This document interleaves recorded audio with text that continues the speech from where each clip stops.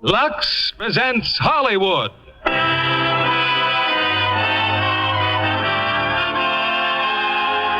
Lever Brothers Company, the makers of Lux Flakes, bring you the Lux Radio Theater, starring Clifton Webb and Lucille Ball in The Man Who Came to Dinner. Ladies and gentlemen, your producer, Mr. William Keighley.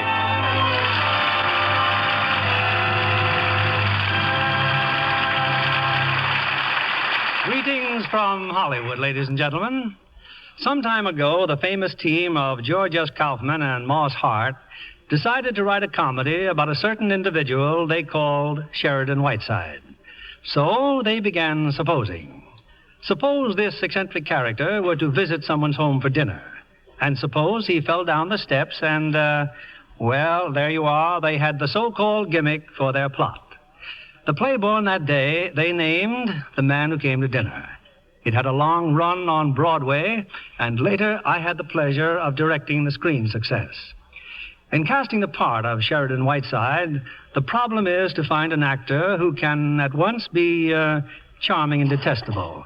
In short, a genius like Clifton Webb, who played the part for 2 years on the stage. And co-starring with him is a vivacious young lady who has quite a flair for comedy herself, Miss Lucille Ball. When a man brings guests to dinner, the average housewife is sure to think of those extra dishes to wash. But with Lux Flakes as a permanent member of the household, well, it isn't quite so discouraging. Unexpected guests are far more popular when Lux does the work. And now, here's The Man Who Came to Dinner, starring Clifton Webb as Sheridan Whiteside and Lucille Ball as Maggie.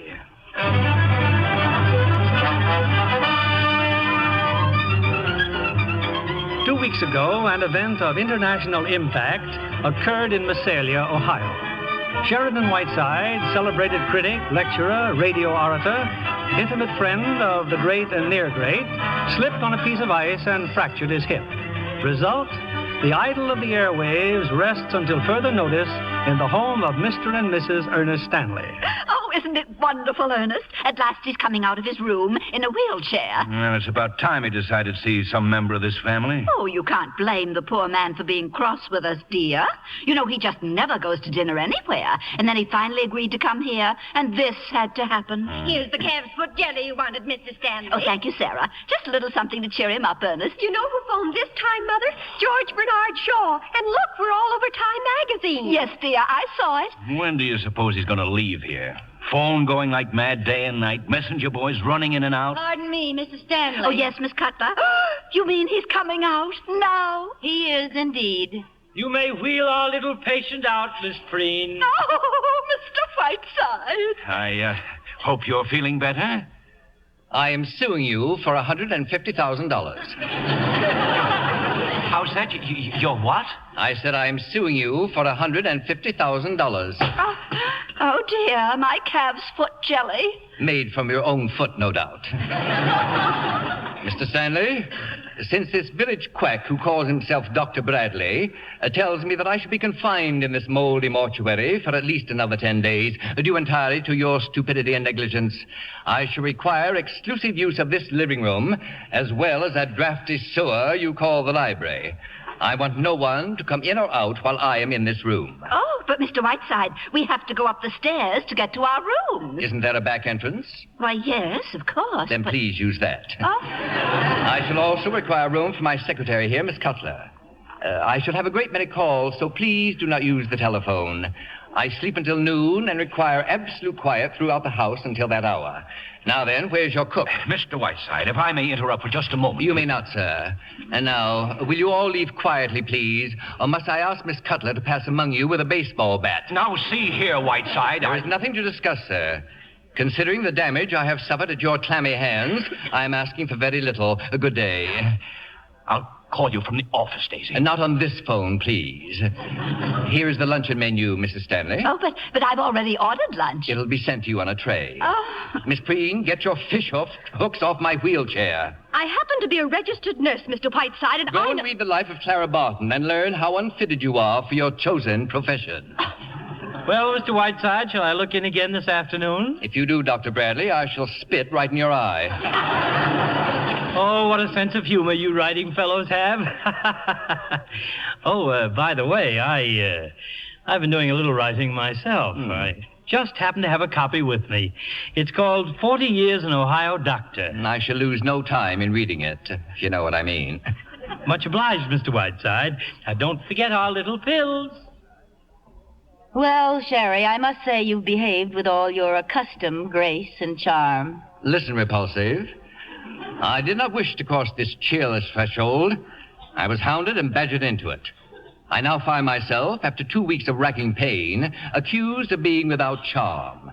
What would you have me do, kiss them? You know, when I finally give up this job, I, too, may write a book. A cavalcade of insult, or Through the Years with Prince Charming. Good morning. Oh, no. My name is Harriet Stanley, Mr. Whiteside. I saw this holly framed green against the pine trees. It was the nicest present I could bring you. What was that? Mr. Stanley's sister. I've talked to her a few times. She's quite strange. Strange? She's right out of the Hound of the Baskervilles. You know, I've seen that face before somewhere. No nonsense. You couldn't have. Oh, well. Maggie, take a telegram. Columbia Broadcasting. You may schedule my Christmas Eve broadcast from Stanley residence in Massalia, as I shall be unable to proceed to Hollywood. Stop.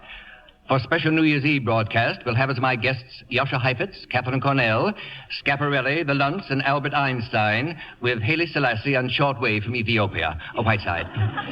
Sherry, are you sure you'll be able to leave after Christmas? Of course I will. Send a cable to the Dalai Lama, Lhasa, Tibet. Dear Boo Boo, schedule unchanged. Can you meet me in Calcutta July 12th? Dinner 8:30, Whiteside. Wire Arturo Toscanini. Counting on you January 4th, Metropolitan Opera House, my annual benefit for paroled murderers. Will you have quiet supper with me and Ethel Barrymore afterwards? Whiteside. Hello? Who? Mrs. Stanley is too drunk to talk. Well, what's this? A cable from that dear friend of yours, Lorraine Sheldon. Well, can't you read? Sherry, my poor sweet lamb, have been in Scotland on shooting party with Lord Bottomley and only just heard of your poor hip. Sailing Wednesday, Queen Mary. Cannot wait to see my poor sweet Sherry. Your blossom girl, Lorraine. In the words of the master, I may throw up. Don't be bitter, Puss. Just because Lorraine is more glamorous than you are. Here, give me the rest of those cables. Lorraine Sheldon, Lord Bottomley, my Aunt Fanny. Ah, here's one from Destiny's Top. Oh, yes, England's little rover boy, Beverly Carlton. He's leaving Honolulu, be in Hollywood next week. Hollywood next week, eh? Mm-hmm. Well, why couldn't he stop here on his way out to New York? Send a cable. Beverly Carlton, Royal Hawaiian Hotel, Honolulu.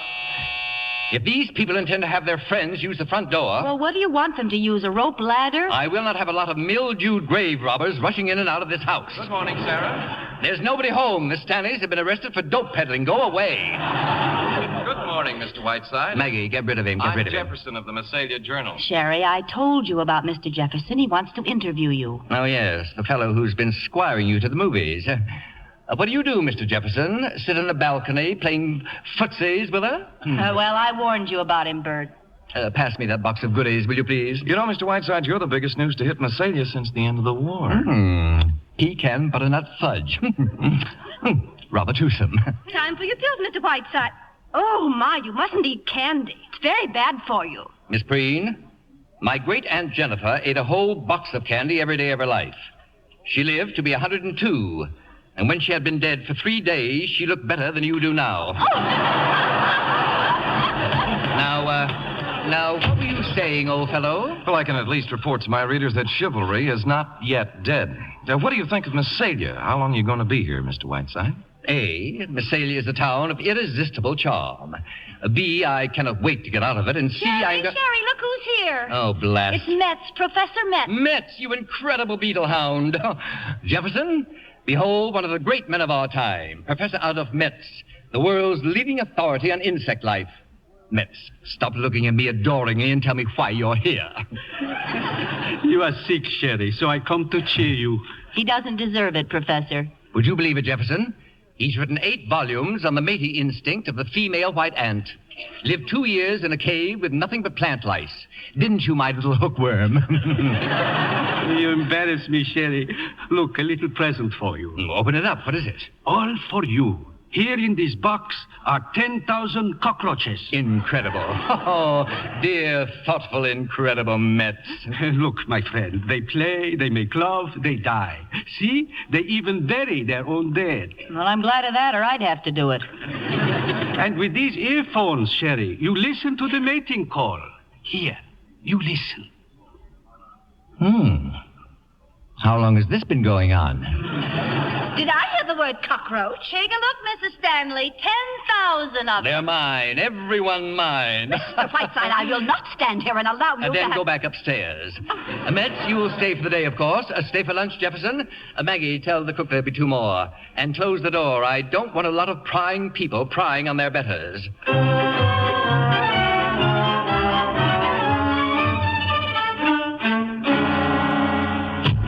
Mr. Whiteside, I want to talk to you. I am busy, Mr. Stanley. I'm listening to my cockroaches.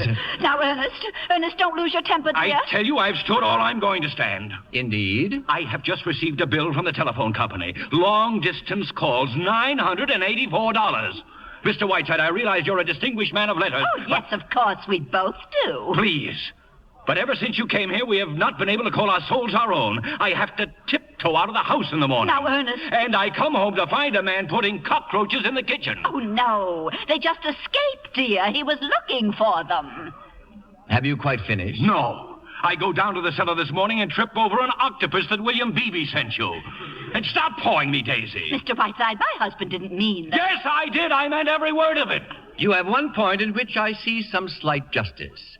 I do not expect you to pay for my telephone call. How good of you, Mr. Whiteside. I shall instruct my lawyers to deduct it from the $150,000 I'm suing you for. Oh, this is the end, Daisy. Simply the end. And I'll thank you not to trip over that octopus which once belonged to Chauncey M. Depew. Oh, well, have you two come to scold me, too? Gee, Dad's sure mad, isn't he, Mr. Whiteside? Good evening, Mr. Whiteside. Now, look here. I am by nature a gracious and charming person. If I err at all, it is on the side of kindness and amiability. Well, we just didn't want to bother you, Mr. Whiteside. Well, been out ice skating, I see. That's right, Mr. Whiteside. Ah, me. I used to cut figure eights myself, arm in arm with Betsy Ross, waving the flag behind us. Oh, it was wonderful on the ice today. Miss Cutler and Mr. Jefferson were there, too. Maggie, skating? And I got a swell picture of her. You see, I'm kind of an amateur photographer, Mr. Whiteside. That he is, Sherry, that he is. Well, have a nice nap while I was gone. Come on, June, we better get ready for dinner. Okay. Well, cat got your tongue, Sherry? Don't look at me with those great cow eyes. Where have you been all afternoon? Necking with Bert Jefferson? I've news for you, Sherry. We have a genius in town. Yes, I know. I'm talking about Bert, and I'm serious. He's written a play. It's great, Sherry. And here it is. I want you to read it tonight. Any further orders, miss? It just cries out for Catherine Cornell. Sherry, if you like it, will you send it to her? And please, you will read it tonight? Not tonight or any other time. And you might ask Mr. Jefferson if you'd like to pay your salary now that he's taking up all of your time. Oh, come now, Sherry. It isn't as bad as that. You flea-bitten Cleopatra. Sneaking out like some love-sick high school girl. You're out of your mind. Yes. Yes, I think I am a little. Anyway, I'm in love. While Mr. Jefferson doesn't know it yet, I'm going to try my darndest to marry him. Is that all? Yes, except that, well, I suppose this is what may be called my notice. It's incredible, incredible. Swept off your feet in 7 days by a second-rate, small-town newspaperman. I can't explain it, Sherry. I can only tell you it's so. Here I am, a hard-bitten old cynic, behaving like True Story magazine and liking it. What can I do about it, darling? We're leaving tomorrow. Hip or no hip, we're leaving here tomorrow. I'll pull you out of this, Miss Stardust, if I have no good, Sherry. I'd be back on the next plane. Oh, don't think I'm not grateful to you, but you don't know Bert. He's gentle. He's unassuming. I'm completely unconvinced. You are drugging yourself into this Joan Crawford fantasy, and before you become completely anesthetized, I should do everything in my power to bring you to your senses. Now, listen to me, Whiteside. I know what a devil you can be. I've seen you do it to other people, but don't you dare do it to me. Don't drug yourself into the idea that all you're thinking about is my happiness. You're thinking of yourself a little bit, too, in all those months of breaking in a new secretary. I've seen you in a passion before when your life has been disrupted and you couldn't dine in Calcutta on July 12th with Boo-Boo. Well, I'm going to marry Bert if you'll have me, and don't you dare try any of your tricks. I'm on to every one of them, so lay off. And that's my message to you, Lord Fauntleroy. Well, I have a message, too. Hello, long distance? I want to place a transatlantic call, please. Miss Lorraine Sheldon aboard the steamship Queen Mary. Sheldon. S-H-E-L-D-O-N.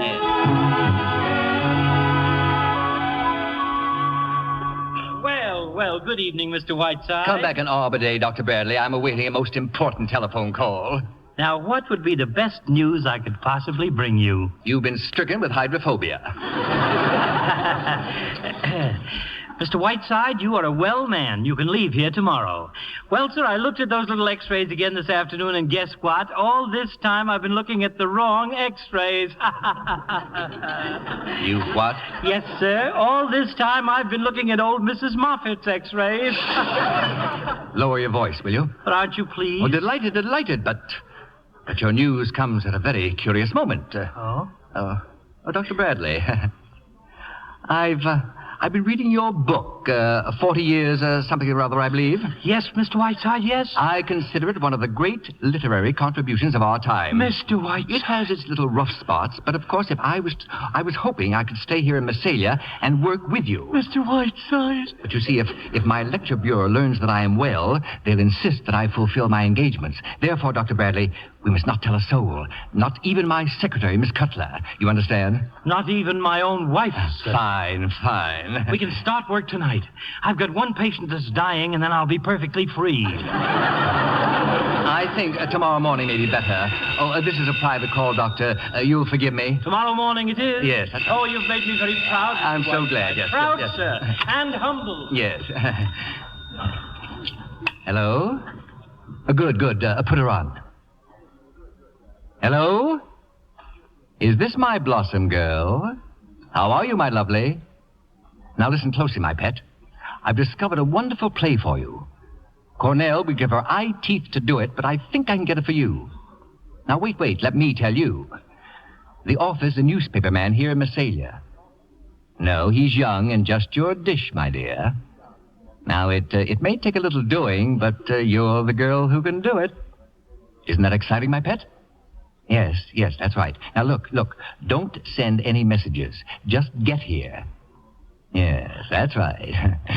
Goodbye, my Blossom. Well, Miss Geraldine Preen. My, but you look radiant this evening. What? Oh, Mr. Whiteside, at times I simply don't understand you. May I see you a moment, Sherry? Of course, Maggie, dear. We're just taking our little pills. Sherry, I'm sorry for what I said before. We all lose our tempers now and then. I promised to have dinner with Bert and go to a movie, but we'll come back and play cribbage with you instead. Fine. And we'll see you soon, Sherry, dear. No hurry, pet. No hurry. I just a little wabbit in the sunshine. I just a little wabbit in the rain.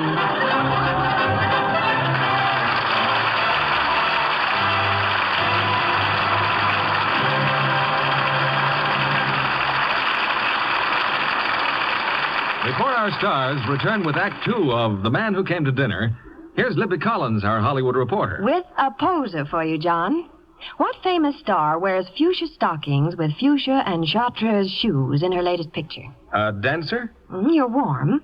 She starred with Victor Mature and Phil Harris in a 20th Century Fox production. And her lovely legs are famous. Oh, Betty Grable, of course, in Wabash Avenue. Right.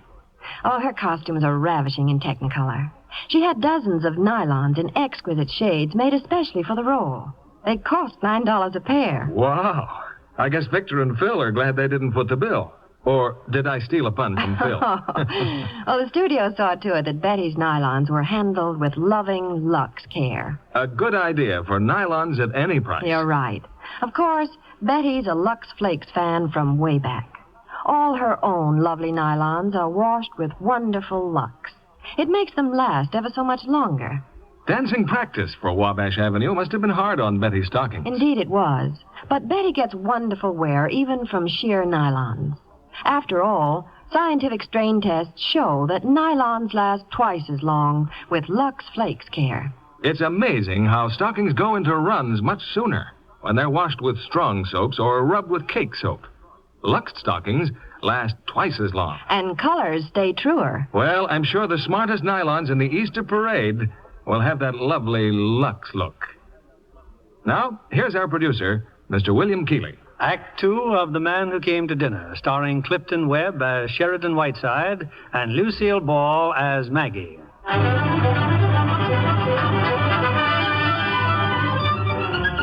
Well, Maggie's in love, but Sheridan Whiteside hasn't the slightest intention of losing her very valuable secretary.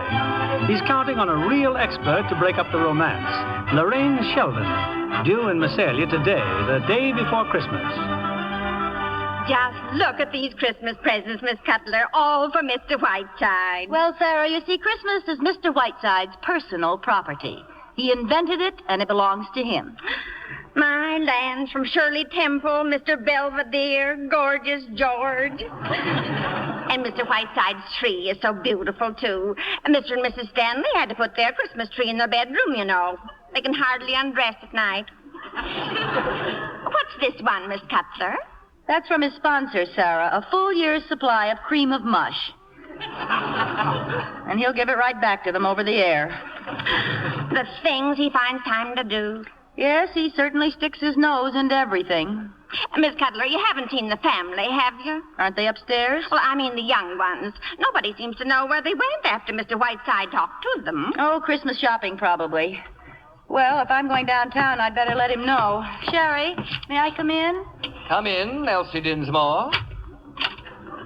That must have been quite a session you had, Sherry, with the Stanley heirs. What did they want? Good sound advice, Madam Butterfly. And they came to the right place for it. You know, June thinks she's in love with some fellow in her father's factory. He's a labor agitator, Sherry. She admits it. And Richard, well, he wants to quit high school and go around the world. Really? Sherry, you didn't agree with... Oh, well. Since you don't need me, I'm going downtown to meet Bert. You're free to go come as you please, dear. The radio men may get here before I'm back. Better start cutting the script, Sherry. What time does Beverly Carlton arrive? Shortly, I hope. Staying over? No, he has to go on to New York. I won't be long, Sherry. Another package for you, Mr. Whiteside. Only it's a crate, Mr. Whiteside, with an expressman. Come in, my good man. A crate, eh? Some kind of animal, Mr. Whiteside. The label says it's from Admiral Richard E. Byrd. Why, they're penguins. Oh, look at them in there, Sarah. Directions for feeding are right on top. It says to be fed only whale blubber, eels, and cracked lobster. They got 7-Up this morning and liked it. Just look at the little fellows. How are you, my pretties? Sarah, you better order a couple of dozen lobsters. I don't suppose there's any whale blubber in Massalia. Well, Merry Christmas. Oh, yes, there is. Take the crate, Sarah, and open those slats a little. They seem so crowded in there. You bet, Mr. Whiteside. Mr. Whiteside, it's been a full week now. My book. When are we going to start on my book? Mr. Whiteside, they're getting out of the crate. Doctor, will you go in there and capture them, please? Cockroaches again? No, penguins, 4 of them. Oh, and try to amuse them, please, until I come in. Who is it, Sarah? Who's at the door? Sherry, my sweet... Lorraine, my blossom girl. Look at that poor, sweet, tortured face. Let me kiss it. How drawn you are. Sherry, my sweet, I could cry. All right. You've made a very nice entrance, dear. Now just relax. But Sherry, darling, I've been so worried in seeing you in this wheelchair. It happens to be the most comfortable chair in the house. Now, take off that skunk and tell me everything. Darling, I'm so relieved you look perfectly wonderful. I just dashed through New York. Now, don't be coy, Blossom Girl. I want to know all about you and that splendid bit of English mutton, Lord Bottomley. Have you hooked him? Sherry, dear, you're dreadful. By the way, has he had his teeth fixed yet? Sherry, really. Cedric may not be brilliant, but he's rather sweet, poor lamb. He's very fond of me, and he does represent a kind of English way of living that I like. So don't be surprised if I am Lady Bottomley before very long. Lady Bottomley. Won't Kansas City be surprised? I should be a flower girl and give the groom an iron toothpick as a wedding present. Mr. Whiteside. What? No, go away. I'm busy. Shh, Oh. shh, shh. Who's that? He's fixing the plumbing. What about this play, darling? After all, I came all the way here on Christmas Eve. Well, at the office, a young fellow named Bert Jefferson. He brought the play to me with the understanding that I'd send it to Kit Cornell. It's a magnificent part, and I feel terribly disloyal to Kit, but there you are. Oh, darling, how can I ever thank you? Did he know I was coming, Mr. Jefferson? No. You're just out here visiting me. Just get him to take you to dinner and work around to the play. Good Lord, I don't have to tell you how to do these things. How'd you get all your other parts? Sherry! Now, run back to your hotel and get into your working clothes. By the way, who do you think's paying me a flying visit? None other than your old friend, Beverly Carlton. Beverly? Oh, really? Come, my dear. Mustn't be bitter just because he got better notices than you did. Oh, don't be silly, Sherry. I simply would not care to act with him again, that's all. Sherry, what do you think? Bert just gave me the most beautiful... Oh, Maggie, darling. Santa's been at work, my pet. Blossom Girl just dropped in out of the blue and surprised us. Hello, Lorraine. Was that you, Bert? Lorraine, this is Mr. Bert Jefferson, Miss Lorraine Sheldon. How do you do, Miss Sheldon? I didn't catch the name. Jefferson? That's right, pet. Why, Mr. Jefferson, you don't look like a newspaper man at all. I don't? No, I should have said you were a pilot, an explorer, something dashing. I'm simply enchanted with your town, Mr. Jefferson. Tell me, have you lived here all your life? Well, practically, Miss Sheldon. If you wish to hear the story of his life, Blossom Girl, kindly do so on your own time. He's the world's rudest man, isn't he? Can I drop you, Mr. Jefferson? I have a taxi. Well, my car's out there. Suppose I drop you. Oh, that'd be lovely. Bye, Sherry. Bye, Maggie, dear. Sherry, I want to talk to you. Oh, yes, the broadcast. 4 minutes to cut, you said? Quite a surprise, wasn't it, her dropping in? Yes, it was. Now, come on, Maggie, come on, get to work. How long is she going to stay? Oh, I don't know, a few days. Now, look here, Maggie. Just because a friend of mine happens to come out to spend Christmas with me... You got some more company, Mr. Whiteside. He's a foreigner. Sherry, my dear, and a magpie. Beverly! Come in here, you Piccadilly pen pusher, and gaze upon a soul in agony. Don't tell me how you are, Sherry, dear. I want none of the tiresome details. I have only a little time, so the conversation will be entirely about me, and I shall love it. Maggie, dear, say something beautiful to me. Hi.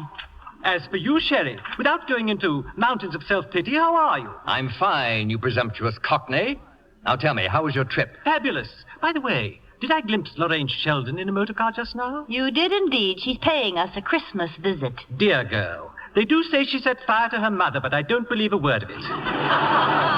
Sherry, my evil one, not only have I written the finest comedy since Molière, but also the best review since my last one, and an operator that frightens me. It's so good. I shall play it for 8 weeks in London, that's all. No matinees.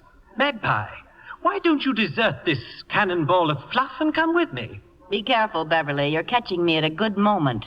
Tell me, Beverly, did you have a good time in Hollywood? 3 unbelievable days. I saw everyone from Adrian to Zanuck. They came, poor dears, as to a shrine. What about Banjo? Did you see my wonderful Banjo? He gave a dinner for me. I arrived in white tie and tails to be met at the door by 2 bewigged flunkies who quietly proceeded to take my trousers off. Dear, incomparable Banjo. Now, Mr. Whiteside? No, just go away. Psst, psst. Kidnap somebody, Sherry? Yes, that was Charlie Ross. Of course, you know about Lorraine and Lord Bottomley. Know about it, dear fellow. Practically no one's betting on the Derby this year. They're all making book on Lorraine. Have you ever met Lord Bottomley, Magpie? Not a very good shooting today, blast it. Only 6 partridges for 4 grouse and the Duke of Sutherland. Good Lord, that's Bottomley to the very bottom. A ripping debate in the House today. Old Basil spoke for 4 hours. Dropped dead at the end of it. Ripping. Oh, you're making it up. No one sounds like that. It's so good, it's uncanny. Sherry, darling, I must run. I can only tell you that my love for you is so great that I changed trains at Chicago just to wish you a Merry Christmas. If that's the radio people, Maggie, get rid of them. Hello. Oh, hello, Bert. Well, hold on. Beverly, would you talk to a newspaper man for just a minute? I sort of promised him. I won't have time, Magpie, unless he cares to meet me at the station. Oh, thanks. Go to the station and wait for him, Bert. He's leaving now. Bye, dear. Broadcasting tonight, eh, Sherry? Fortunately, I shan't have to hear you. Au revoir, Sherry. Merry Christmas, Magpie. I'll go to the door with you. And start cutting that script, Sherry. What's the matter, Magpie? I'm in love, Beverly. I can't tell you about it. There isn't time. But Sherry, in his own fiendish way, is doing everything he can to break it up. Why, the old flounder. What's he doing? Lorraine. He brought Lorraine here. I know he did. Oh, it's somebody here in town. Yes, the newspaper man you're going to see at the station. He's written a play and Sherry's using it as bait. And you know Lorraine. She'll eat him up alive. What do you want me to do, Magpie? Oh, get Lorraine out of here. The farther away, the better. But how? I'm leaving. Well, I know it may sound silly, but if you were to phone Lorraine from the station, that imitation you do of Lord Bottomley... Magpie, but I'd love it. I'd absolutely love it. Tell her you can't go on without her, that she must return to England immediately. I can't wait. It's pure heaven. Well, it probably won't work, Beverly. But if she should fall for it, maybe I've got a chance after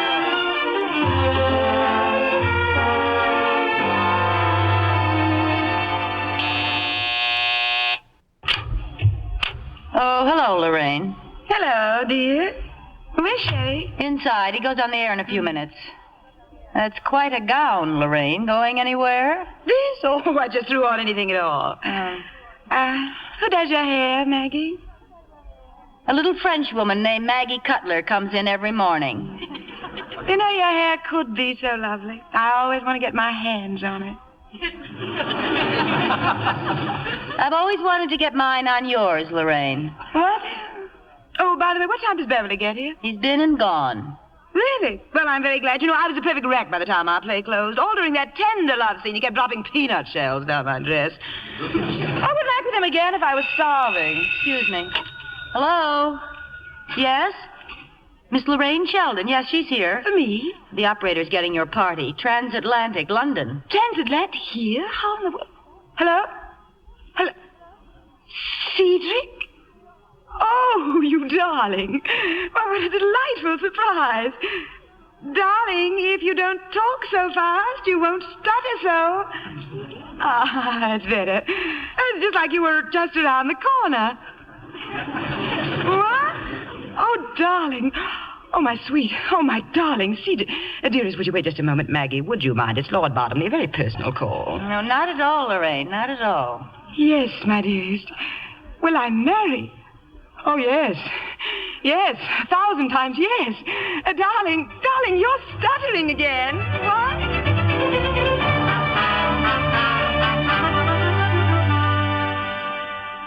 And I think the least you could do, Sherry, is to congratulate her. Lord Bottomley has just asked Lorraine to become Lady Bottomley. Isn't it simply ecstatic? Naturally, I shall have to leave at once.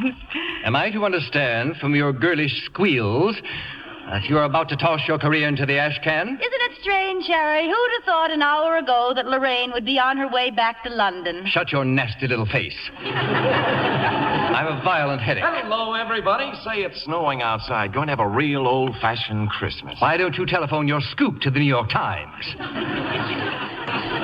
Bert, Miss Sheldon has to leave town very suddenly. Isn't that a shame? Oh, no bad news, I hope. Oh, wonderful, enchanting news, Mr. Jefferson. Anybody admired my Christmas present yet, Maggie? Oh, dear, I forgot. Look, everybody, to me from Jeff. Maggie, what a charming bracelet. Isn't it sweet, Jeff? Will this drivel never stop? My head is bursting. Why don't you mix us a drink, Bert? We'll celebrate Lorraine's good news. Fine. Oh, by the way, I had a 2-minute interview with Beverly Carlton. He's quite a guy, Mr. Whiteside. Just run along, Bert, and fix the I was drink. lucky to even get 2 minutes. He was in a phone booth most of the time. Phone booth? You'll find the liquor in the pantry, Bert, down that way. Couldn't hear a word he was saying, Mr. Whiteside, but from the faces he was making, it looked like a scene from one of his plays. So Mr. Carlton was in a telephone booth at the station. I didn't think he'd ever come out. Bert, will you please? Yes, and make mine a double, will you, Jefferson? My headache seems to have suddenly disappeared. Come along, Maggie.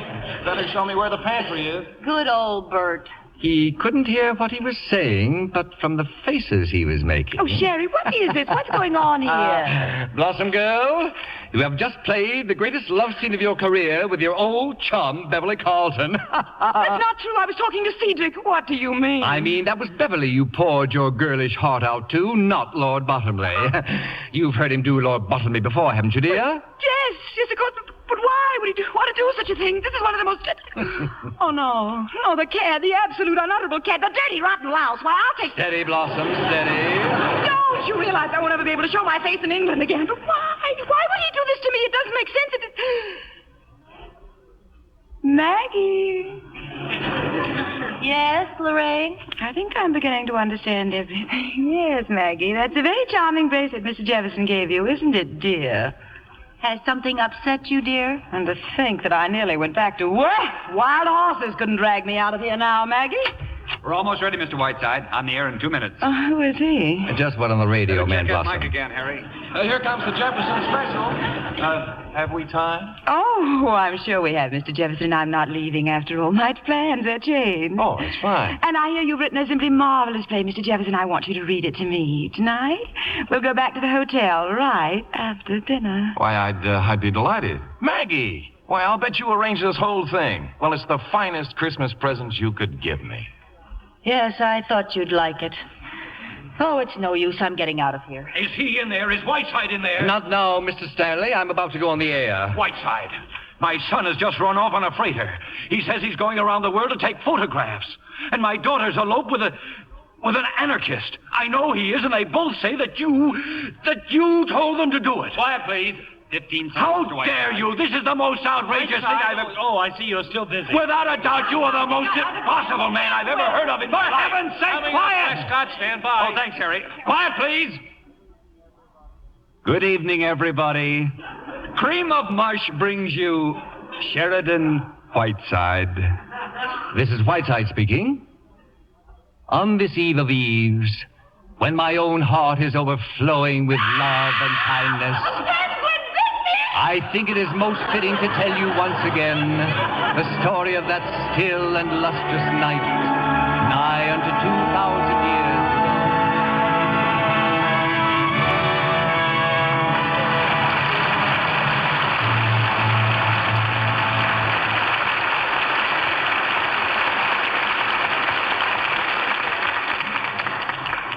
Before we continue with Act 3 of The Man Who Came to Dinner, I'd like to introduce English-born Joan Miller, who comes to the screen by way of the stage and her own radio program.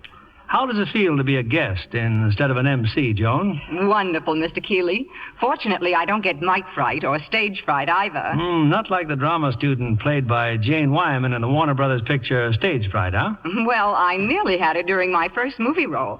However, a wonderful director talked me out of it. Not Alfred Hitchcock. No, though I'd give anything to work under his direction.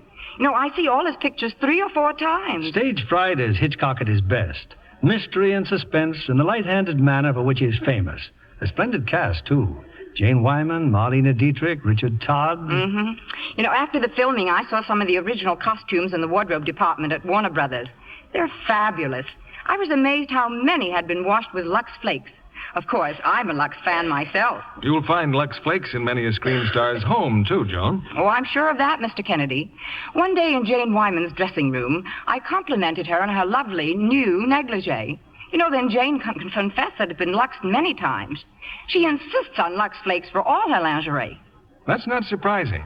In test after test, slips and nighties that were washed with Lux Flakes looked lovely. Yes, really lovely. 3 times as long as those washed the wrong way.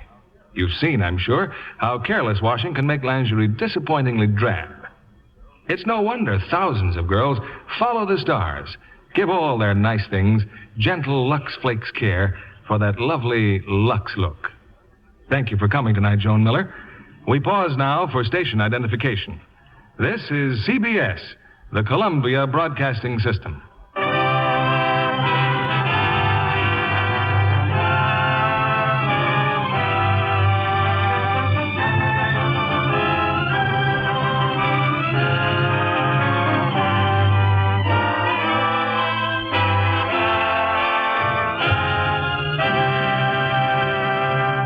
The curtain rises on Act 3 of The Man Who Came to Dinner, starring Clifton Webb as Sheridan Whiteside and Lucille Ball as Maggie.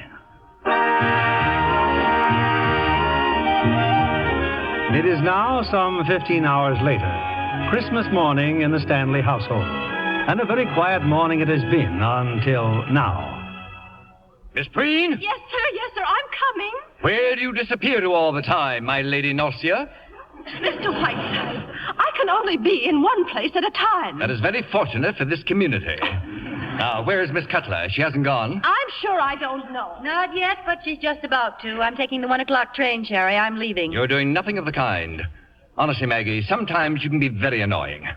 You know, Sherry, in a way, you're really quite wonderful. You're annoyed. I wish there was a laugh left in me. Shall I tell you something, Sherry? I think you are a selfish, petty egomaniac who would see his mother burned at the stake if that was the only way he could light a cigarette. I think you are incapable of any human emotion that goes higher than your stomach, and I was the fool of the world for ever thinking I could trust you. Well, as long as I live, I shall never do anyone a good turn again. I won't ask you to apologize, Maggie, but... Hello. Merry Christmas, everybody. I suppose I'm a little drunk, Maggie, but I can explain everything. Mr. Whiteside, shake hands with a successful playwright. Miss Sheldon thinks my play is wonderful. Isn't that wonderful? Yes, that's just wonderful, Bert. Oh, but there's more. Miss Sheldon says the play needs a little bit of fixing, so she's going to take me to a little place she's got in Lake Placid. We'll work on the play together. Isn't that wonderful? Look, Bert, I suggest you tell us all about this later. Now, why don't you... I thought if I came early, Mr. Whiteside, we could... Oh, excuse me. Dr. Bradley, I think Mr. Jefferson would like some black coffee and a little breakfast. Will you take care of him, please? Well, what about Bet you never had champagne for breakfast, did you, Doc? Well, today's the day you're gonna. Now then, Maggie, I'm willing to forgive your tawdry outburst and talk about this thing calmly. Oh, Sherry, why did you do it? Why did you do it? Merry Christmas, Miss Cutler. Merry Christmas, Miss Harriet. Merry Christmas, Mr. Whiteside. Dear Miss Harriet, Merry Christmas. I'm afraid I shouldn't be seen talking to you, Mr. Whiteside. My brother is terribly angry at you sending off the children like you did. But I just couldn't resist asking you, did you like my Christmas present? Forgive me, I haven't opened it. Oh, but it's right here, Mr. Whiteside. Wouldn't you like to open it now? Of course. A photograph. Why, it's lovely, Miss Harriet. I was 22 when that was taken. Well, I should be late for church. Goodbye. Goodbye. Goodbye. I love you badly, Marilyn. Banjo, it's Banjo! Hello, Whiteside. Is it time for this packing? Banjo, put that woman down. That's my nurse, you mental I'm delinquent. half an hour, Gertie, and bring some rye bread. Whiteside, I'm here to spend Christmas with you. Give me a kiss. Get away from me, you Hollywood nitwit. How did you get here? Darryl Zanuck loaned me his reindeer. I'm on my way to Nova Scotia, and where's Maggie? Now, where are those wonderful brothers of yours, and how are they, Sloppo and Wacko? And what are you going to Nova Scotia for? I'm sick of Hollywood, and there's a dame in New York I don't want to see, so I figured I'd go to Nova Scotia and get some good salmon. Banjo, I'm very glad you're here. As for Maggie, I'm very annoyed with her, very. She's turned on me like a viper, repaying my affection by behaving like a fishwife. I never believed for a moment she was really in love with him. In love with who? I just got here, remember? Great Scott, I'm telling you. A young newspaper man here in town. Well, what do you know? What kind of a guy is he? All right, shut up and listen, will you? Well? Well, Lorraine Sheldon happened to come out here and visit me. Lorraine here? He's written a play, this young fellow. You can guess the rest. He's going away with Lorraine this afternoon to rewrite. So there you are. Maggie's inside there crying her eyes out. Wait a minute. I smell a rat, Sherry. All right, but I did it all for Maggie's own good. Oh, sure. You haven't thought of yourself in years. Well, I got Lorraine out here, and I've got to get her away. But how? Better be good, Sherry. That Lorraine's no dope. The trouble is, there's so little time.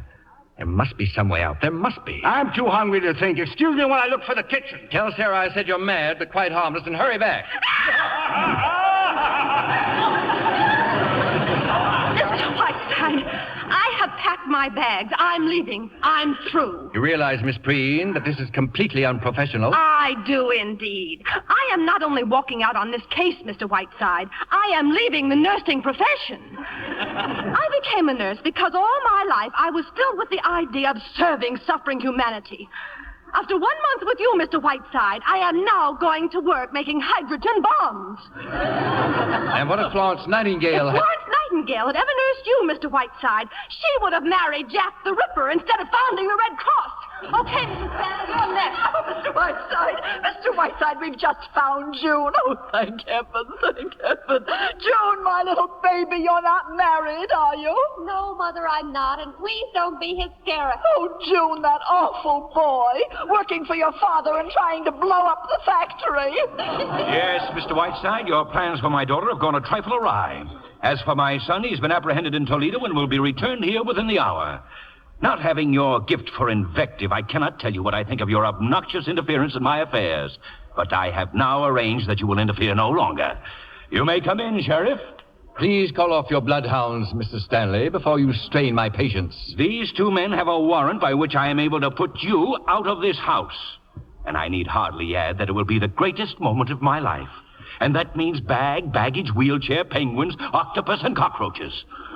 Now I'm going upstairs to smash our radio, so that not even by accident shall I ever hear your voice again. Sure you don't want my autograph, old fellow? You have just 15 minutes, Mr. Whiteside.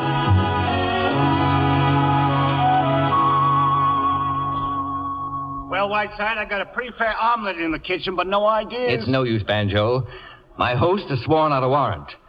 Baby's rosy little body is being tossed out into the snow in 14 minutes. What would he do a thing like that for? The point is, the master is growing a little desperate. Hey, if I knew where Lorraine was, I could get a car and run her over. It wouldn't hurt very much. Banjo. Banjo, for heaven's sake. Wait a minute. Is that a taxi outside? Yeah, it's Lorraine. What would happen if I just went out there and slugged her? Get out of here, Banjo. Go and talk to Maggie for a minute, and don't let her leave here. Jerry, darling, I was just swept off my feet by the play. And you know, quite apart from anything else, Bert is really a very attractive man. Makes it rather a pleasure squaring accounts with little Miss Vitry. That is not Banjo, is it? Don't tell me he's here. Sweetie Puss, how are you? Very well, thank you. And you, Banjo? Oh, fine, Maria, fine. So you feel fine, huh, Lorraine? Yes, of course I do. Excuse me, Sherry. I've been getting your papers in order. Here's a list of all your engagements through March. I'm looking forward, so, to Lake Placid, Banjo. Bert's the kind of man who'll do all winter sports beautifully. But will he get time? Expressman here, Mr. Whiteside. Another present for you. Good heavens, what is that thing? First it was Penguin's Lady, and now it's this. It's a mummy case from Cairo, Egypt. If there's one thing I need right now, it's an Egyptian mummy case. What's the tag say? Merry Christmas from the Khedive of Egypt. What'd you send him, Grant's tomb? 6 minutes, Mr. Whiteside, including that. And who was that man? He announces the time every few minutes. I pay him a small sum. Oh, Mr. Whiteside, are you busy? Oh, no. I've written a new chapter on the left kidney, and oh, pardon me, I didn't know you had that.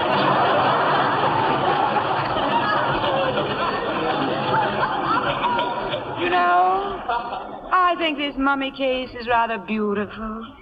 Just think, Sherry, this mummy case. Here was a woman, like myself. A woman who once lived and loved, full of the same passions, fears, jealousies, hates. And what remains of it now? Just this, nothing more.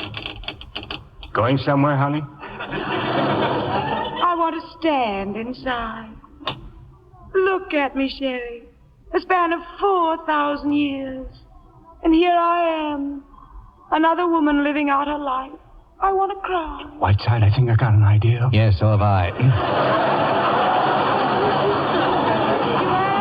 What about? Don't move, my dear. Don't even talk. Just stand there, my blossom.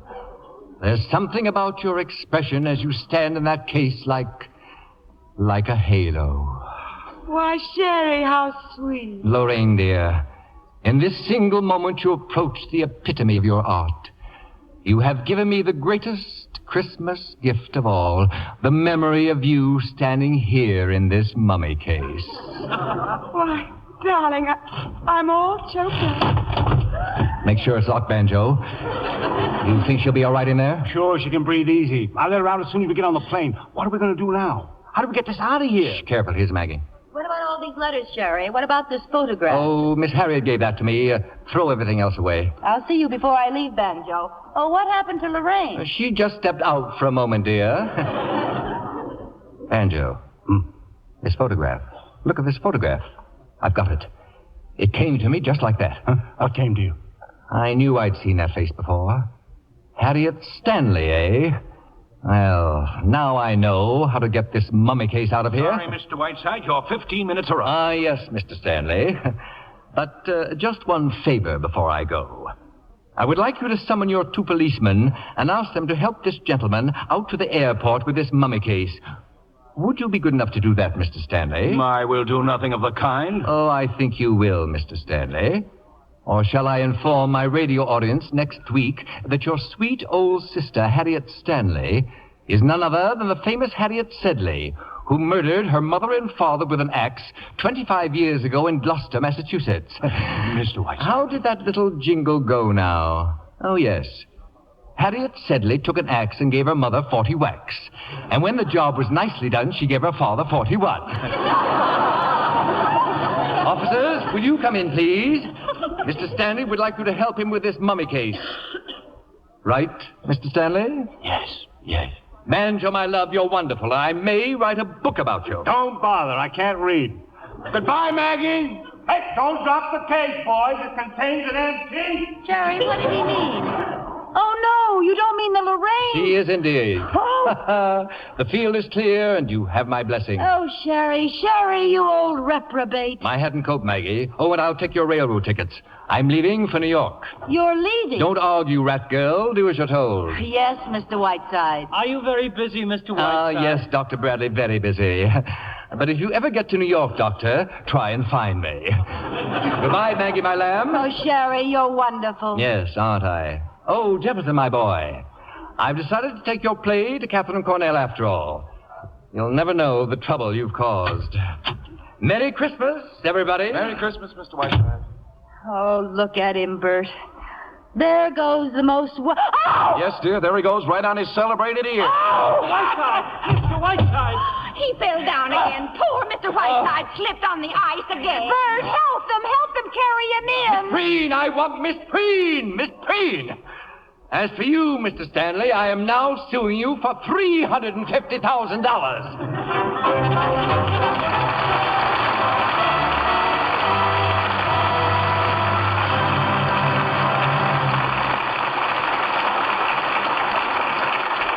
I know you're eager to meet our stars in person, and here they are. Miss Lucille Ball and the man who came to dinner himself, Clifton Webb. Clifton, do you suppose Sheridan Whiteside really stayed on in that house for another month? Well, I have it in good authority that he left almost immediately. Oh, then his leg wasn't broken after all. Oh, yes, it was. But those horrible people ran out of Lux Flakes. I told you they were idiots. Well, to make sure that doesn't happen to either of you, there's a supply of Lux Flakes in the wings to take home. A dozen boxes, I presume. And why a dozen? Mr. Zanuck would like it.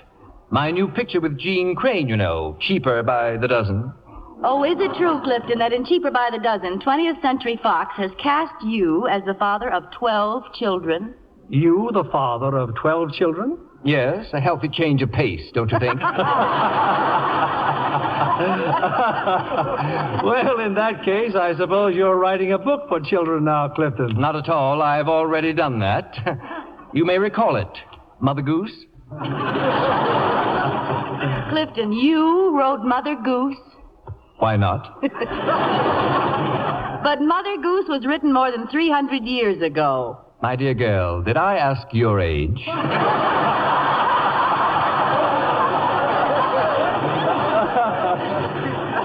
Well, let's change the subject. Bill, you said your show next week was going to be something special. Yes, Lucille, it is. The very beautiful and moving story, Come to the Stable. We'll have the same star you saw in the 20th Century Fox picture, that lovely and talented artist, Loretta Young. And in his original role, Hugh Marlowe, making his first appearance on this stage. I know you'll enjoy them in this bright and tender drama. That will be a wonderful radio play, Bill. Good night. Good night, Lucille. Clifton? Good night. Are you under the impression that I'm leaving? Yes, Clifton, good night. And please be very careful going down the stairs.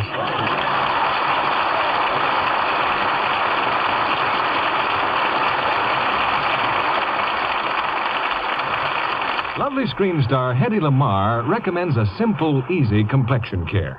She says, I never skip my beauty facials with Lux toilet soap, not for a single day.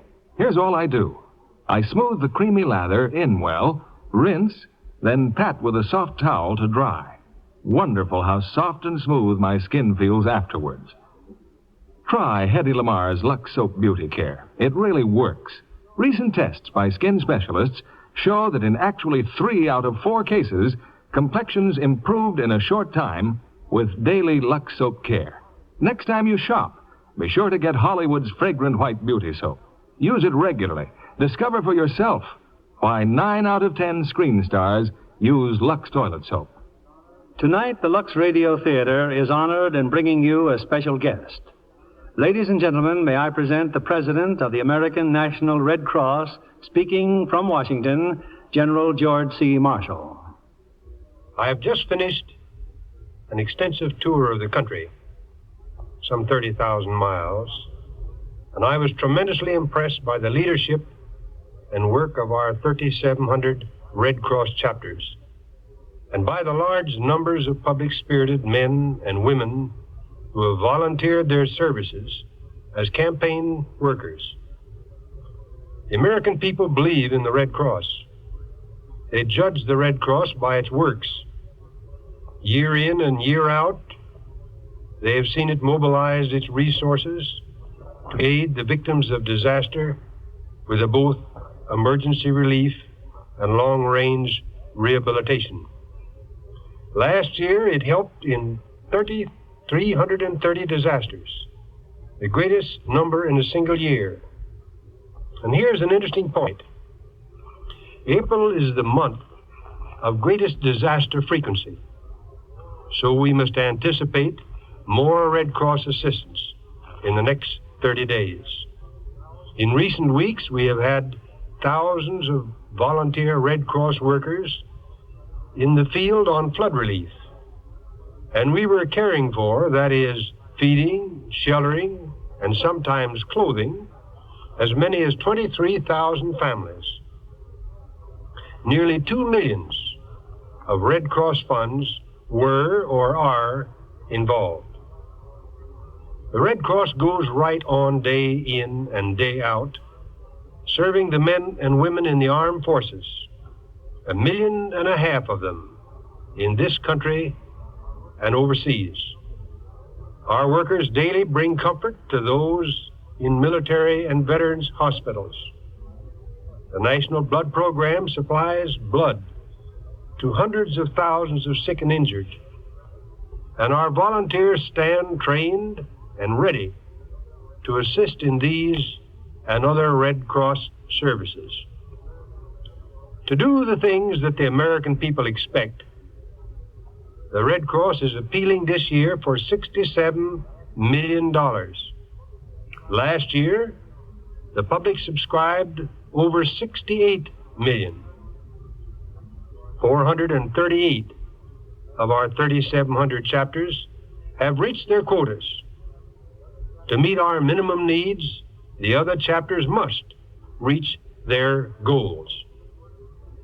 I urge our campaign workers to increase their efforts. I am confident that the people will respond to this appeal if it is properly presented to them. In these days of misunderstandings and misgivings, the beneficent arms of the Red Cross reach out to recreate that feeling of good faith and goodwill which is essential to the world if we are to have peace.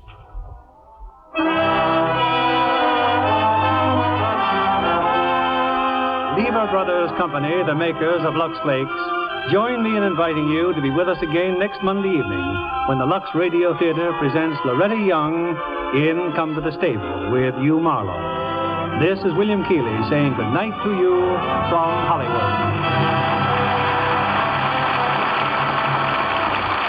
Ball will soon be seen in the Paramount picture Fancy Pants, co-starring with Bob Hope. Our play was adapted by S.H. Barnett, and our music was directed by Louis Silvers. This is your announcer, John Milton Kennedy, reminding you to join us again next Monday night to hear Come to the Stable, starring Loretta Young with Hugh Marlowe. Stay tuned for My Friend Irma, which follows over these same stations. This is CBS, the Columbia Broadcasting System.